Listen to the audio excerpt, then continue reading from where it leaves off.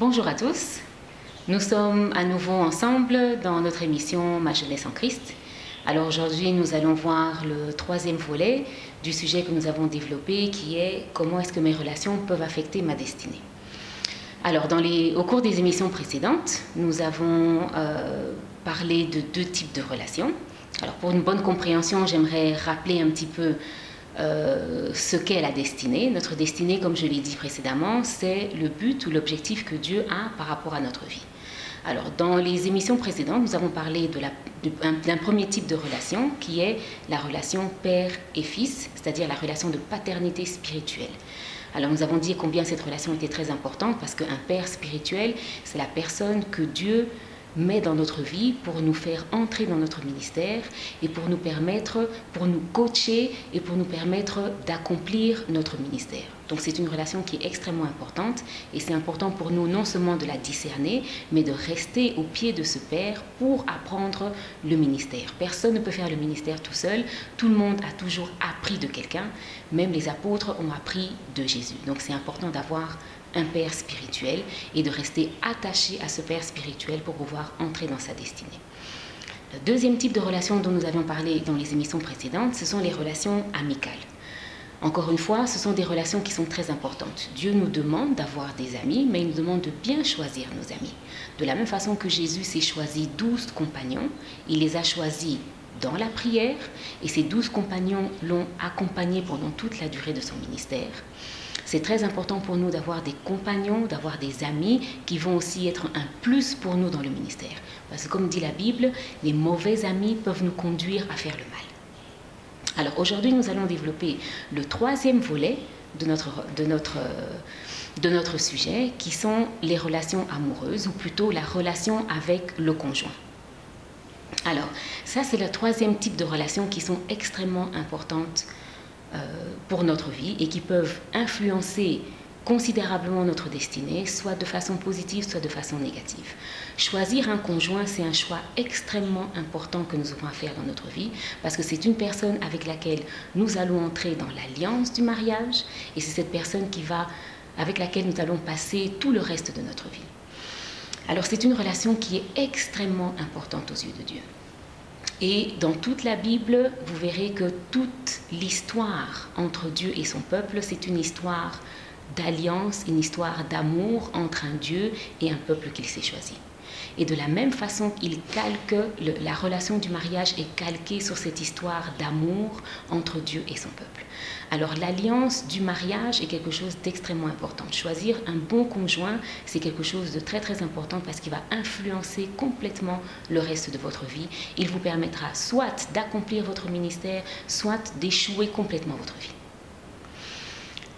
Alors, par rapport à un conjoint, d'abord il y a une chose très importante que je voudrais souligner. L'objectif d'une vie n'est pas de se marier.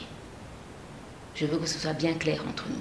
Mais le mariage, c'est quelque chose que Dieu nous donne pour pouvoir accomplir notre destinée. Ça, c'est quelque chose qui est très important.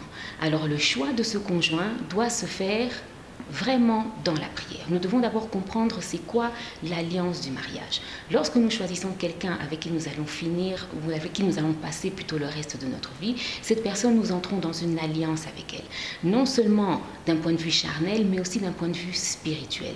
Alors, elle va nous influencer et nous allons aussi l'influencer. Donc, le choix de cette personne doit être guidé par Dieu.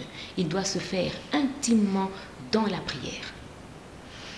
Bien entendu, l'élément le plus important d'un mariage, ça reste d'abord l'amour, parce que c'est ça le socle même du mariage et ce sera le socle de ce qui va permettre de garder l'alliance, de garder une alliance forte. C'est d'abord l'amour que nous devons avoir avec cette personne-là. Mais c'est très important de bien la choisir, c'est très important de savoir quel genre de personne nous recherchons et que ce soit vraiment la personne que Dieu ait mis dans notre vie. Il y a beaucoup d'exemples que nous pouvons voir dans la Bible de personnes qui se sont mal mariées ou qui ont choisi des mauvais compagnons ou des mauvaises compagnes et ces personnes-là ont complètement détruit leur vie. Je ne prendrai qu'un seul exemple, celui de Samson et Dalila. Samson a choisi Dalila, c'était une femme qui était ce qu'on appelle une femme étrangère et cette femme-là a complètement détruit son ministère, a détruit sa destinée. et l'a complètement écarté de sa destinée. Alors la première chose qui est très importante que nous devons savoir, c'est que Dieu refuse que nous ayons des femmes ou des maris étrangers. Attention ici, quand je parle d'étrangers, ce n'est pas un problème de nationalité ni de quoi que ce soit, c'est un problème d'être étranger par rapport au royaume dans lequel nous sommes. C'est-à-dire qu'un chrétien doit se choisir un compagnon ou un époux ou une épouse chrétienne. S'il veut entrer dans sa destinée en tant que chrétien, c'est très important pour lui que l'époux qu'il se choisit soit un époux ou une épouse chrétienne. Ça, c'est très important. Alors, pour nous permettre de comprendre quelle est l'implication, ou en tout cas quelle est la profondeur de l'alliance du mariage, c'est important de comprendre quelle est l'alliance que Dieu a faite avec nous lorsqu'il est mort à la croix. Alors, c'est important pour nous d'avoir une grande intimité avec Dieu. C'est important pour nous d'avoir une bonne connaissance de la parole de Dieu, parce que cette bonne connaissance de la parole de Dieu nous permettra de faire un bon choix par rapport à un conjoint. La Bible nous demande d'être extrêmement attentif à la personne que nous allons choisir, parce qu'elle nous dit « Celui qui trouve une femme trouve le bonheur, c'est une grâce qu'il reçoit de la part de l'Éternel. » Donc trouver une bonne épouse, c'est très important. Alors, ce n'est pas n'importe quelle femme. Nous aurons peut-être l'occasion d'en parler dans des émissions prochaines. Qu'est-ce qu'une femme? Qu'est-ce qu'une bonne femme au sens de la Bible? Mais ici, c'est très important de savoir que c'est une grâce que l'Éternel donne à quelqu'un d'avoir une bonne épouse, parce que c'est la compagne qui va vous accompagner dans le ministère et qui va vous permettre de pouvoir réaliser votre destinée, ou qui vous aidera à échouer votre destinée si c'est un mauvais choix. Voilà ce que j'avais à vous dire aujourd'hui. Que mon Dieu vous bénisse.